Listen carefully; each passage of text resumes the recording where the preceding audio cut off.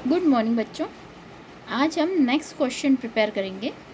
Right 4 characteristics of data, है ना। अब हम बात करेंगे डाटा की कैरेक्टरिस्टिक्स की। अब हमको डाटा तो समझ में आ गया था कि डाटा क्या होता है, पर डाटा की कैरेक्टरिस्टिक्स की बात करेंगे, उसकी विशेषताएं क्या है ना। सबसे पहले data is a group of facts.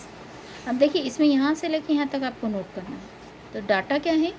एक ग्रुप है जो फैक्ट्स का ग्रुप है, मतलब उसमें हमको रियल डाटा मिलता है या रियल फैक्ट मिलते हैं।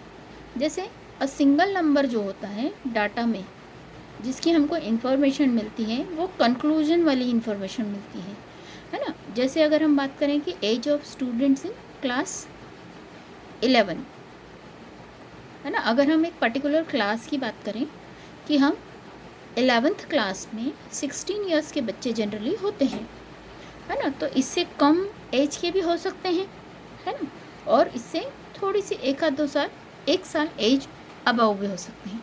इसका मतलब क्या हुआ कि हमारे पास एक फैक्ट डाटा है कि 11th क्लास के बच्चों की जो कैटेगरी होती है वो 16 ईयर्स की होती है। मतलब ये क्या हो गया, हमारे पास में एक्चुअल डाटा हो गया, फैक्ट है इसमें, ठीक है। फिर उसके बाद में data is expressed with the help of numbers. अब हम डाटा को कैसे एक्सप्रेस कर सकते हैं? नंबर्स के थ्रू।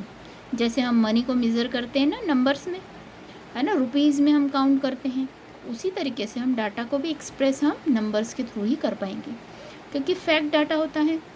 तो निश्चित सी बात है, क्वालिटेटिव और क्वांटिटेटिव दोनों फॉर्म में हमको डाटा मिलता है। तो हम डाटा को प्रेजेंट कैसे करते हैं? क्वांटिटेटिव में। तो क्वांटिटेटिव डाटा किस में आएगा? नंबर्स में आएगा। इसमें आपको कितना नोट डाउन करना है? ये देखिए, यहाँ से यहाँ तक का, ठीक है। अब हम बात करेंगे पॉइंट नंबर 3, ठीक है। अब थर्ड पॉइंट में देखिए आप, data influence by many factors. अब डाटा क्या हो रहा है? इन्फ्लुएंस हो रहा है बहुत सारे फैक्टर्स के लिए। कैसे? सिंगल फैक्टर है या मैनी फैक्टर्स हैं, पर वो मैनी फैक्टर्स से इन्फ्लुएंस होता है। जैसे एग्रीकल्चर प्रोडक्शन में आपको पता है, हम टाइप ऑफ सीड्स की बात करते हैं, फर्टिलाइजर्स है, रेनफॉल है, इरिगेशन है, प्रैक्टिसेस ऑफ फार्मिंग है। मतलब हमारे पास में फैक्टर कैसे हो गए? ये इन्फ्लुएंस करते हैं डाटा को, क्योंकि बहुत सारे फैक्टर होते हैं। तो निश्चित सी बात है, हमारा डाटा क्या होता है? इन्फ्लुएंस होता है, मतलब प्रभावित होता है ना। तो ये थर्ड पॉइंट आपको यहाँ से लेके यहाँ तक नोट करना है, एक्सेट्रा तक, ठीक है। फिर उसके बाद फोर्थ पॉइंट देखिए, रीजनेबल एक्यूरेसी। अब हमारे पास में रीजनेबल एक्यूरेसी भी होती है इसकी, है ना, क्योंकि डाटा जो रहता है हमारे फैक्ट पर आधारित है, जो कि इन्फ्लुएंस भी होता है ना। बट हमारे ऑब्जेक्टिव क्या हुआ इसका? हमारा इन्वेस्टिगेशन, है ना। हम इससे इन्वेस्टिगेशन करते हैं और हमको रीज़नेबल एक्यूरेसी हमको पता चल जाती है कि क्या सही में हमारे पास जो डाटा आया था क्या वो एक्यूरेट है ना। तो इससे क्या है, हमको उसके ऑब्जेक्ट, उसके नेचर, है ना, अवेलेबिलिटी ऑफ रिसोर्सेज, ये सब कुछ हमें पता चल जाता है। जैसे अगर हम बात करें डिस्टेंस ऑफ 2 सिटीज़, है ना, अगर 2 सिटी के बीच में हमको कंपैरिजन करना है डिस्टेंस का, तो हम किस में यूज़ करेंगे? फ्यू सेंटीमीटर्स, कुछ सेंटीमीटर्स में, है ना। अगर हाईएस्ट स्टूडेंट है अगर हमारे पास में, तो हम क्या करेंगे? स्टूडेंट्स को हम एम्फेसाइज कैसे करेंगे?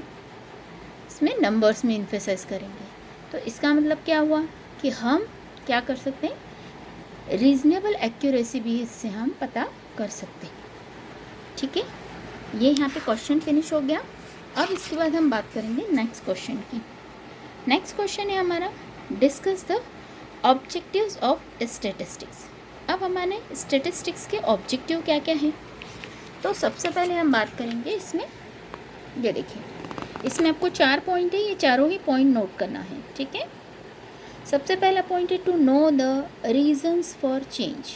सबसे पहले हमको क्या पता करना है? रीज़न ऑफ चेंज, कि हमारे स्टैटिकल मेथड में हम जो कंपैरिजन कर रहे हैं पास्ट और करंट फैक्ट के बीच में, तो उसमें क्या क्या चेंजेस हुए हैं, है ना। तो ये हमको क्या करता है? हमको किसी भी चीज़ को एक्सप्लेन करने में क्या करता है? ईजी कर देता है, कि हम इजीली किसी भी चीज़ को समझने में हमको आसानी मिल जाती है।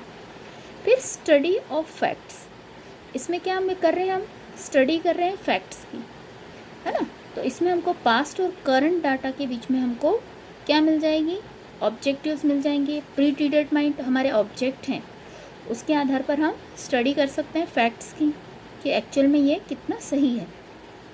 हेल्पफुल इन प्लानिंग, अब हमको क्या कर रहा है, डाटा हमको इम्पॉर्टेंट रोल प्ले कर रहा है, किसके लिए, हेल्पफुल ऑफ प्लानिंग, प्लानिंग करने में हमको इससे आसानी मिल रही है। फिर है कंपैरेटिव स्टडी, है ना, इसमें हमको कंक्लूजन क्या मिल रहा है, हमको कंपैरेटिव स्टडी करने को मिल रही है, क्योंकि हमारे पास में क्या है, करंट डाटा भी है और पास्ट डाटा भी है, तो उससे हम क्या कर रहे हैं, कंपैरेटिव स्टडी भी कर पा रहे हैं, है ना। तो ये क्या हो गया हमारा, इसका ऑब्जेक्टिव्स हो गए, ठीक है। अब इसके बाद का हम नेक्स्ट सेशन में पढ़ेंगे।